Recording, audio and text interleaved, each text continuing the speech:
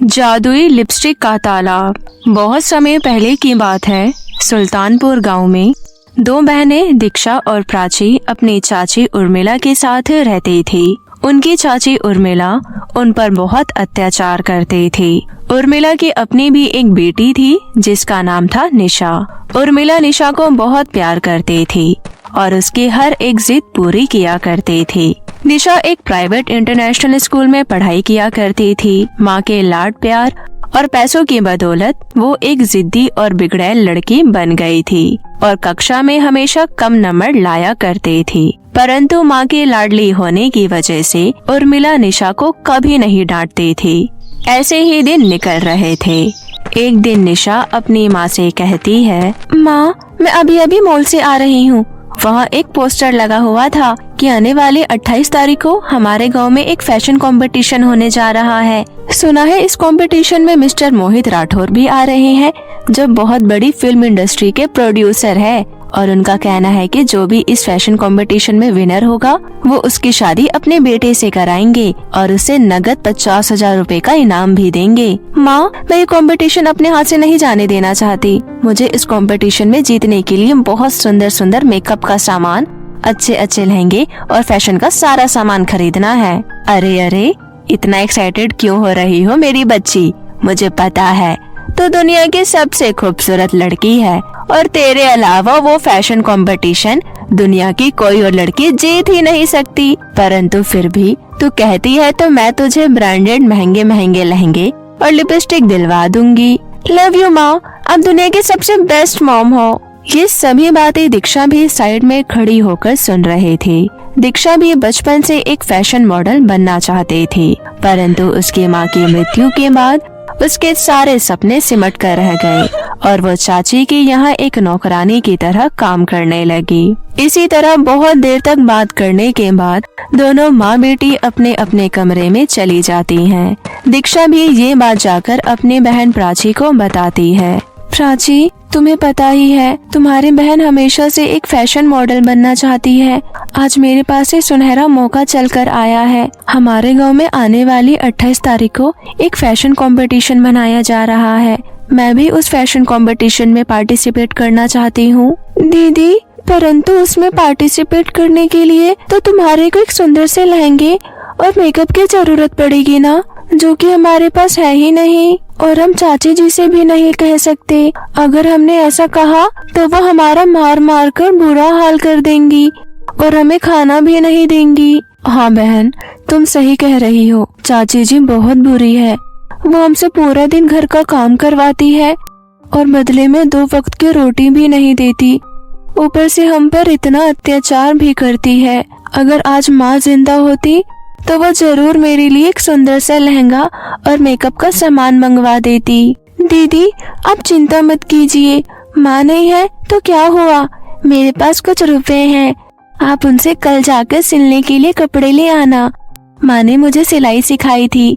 मैं दिन रात जाकर आपके लिए एक सुंदर सा लहंगा तैयार कर दूंगी। दीक्षा अपनी बहन की ये बात सुनकर बहुत खुश होती है और इसी तरह दोनों बहनें बिस्तर पर जाकर सो जाती हैं। अगली सुबह उर्मिला दीक्षा को बाजार से सब्जी खरीदने के लिए भेजती है। तभी दीक्षा वहां से अपने लहंगे के लिए कपड़ा भी ले लेती है। दीक्षा घर जाकर प्राची को वो कपड़ा दे देती है।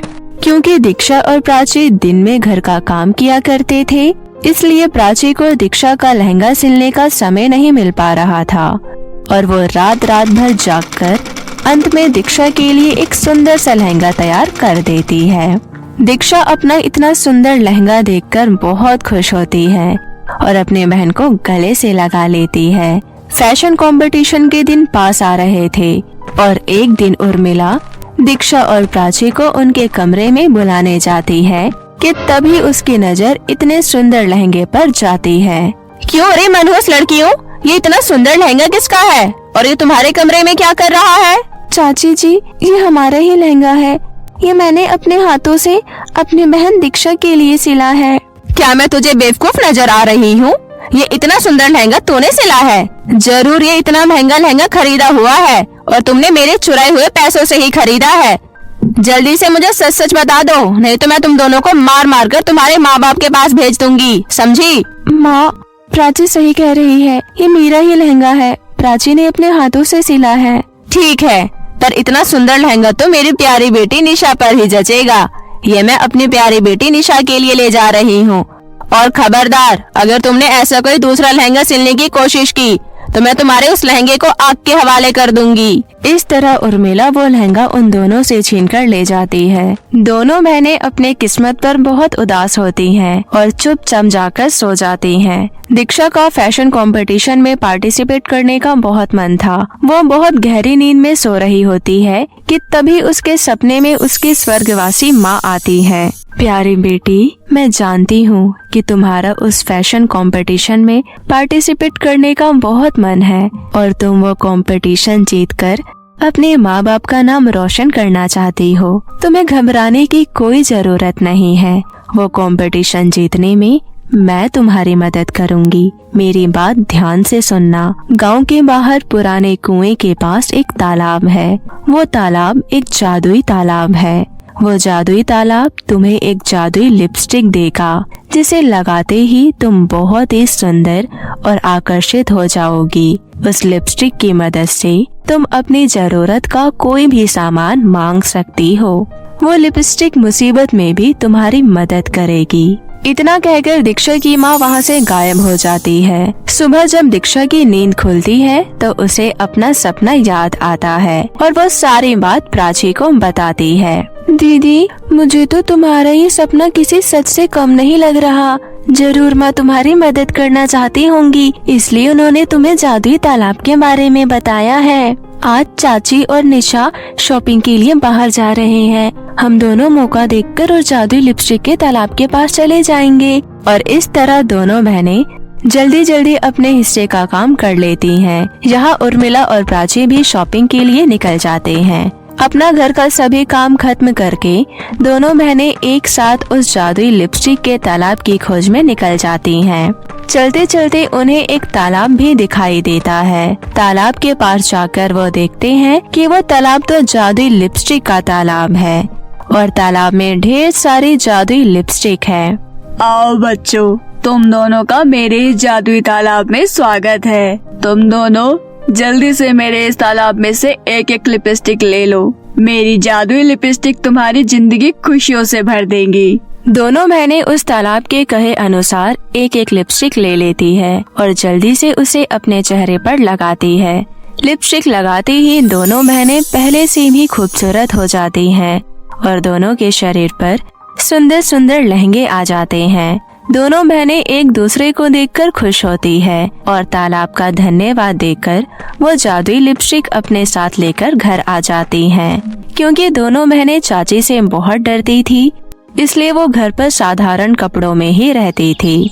इसी तरह दिन निकल रहे थे और आज वो दिन भी आ जाता है जब गांव में फैशन कंपटीशन होना था। सभी गांव की लड़कियां तैयार होकर कंपटीशन में जा रही होती है।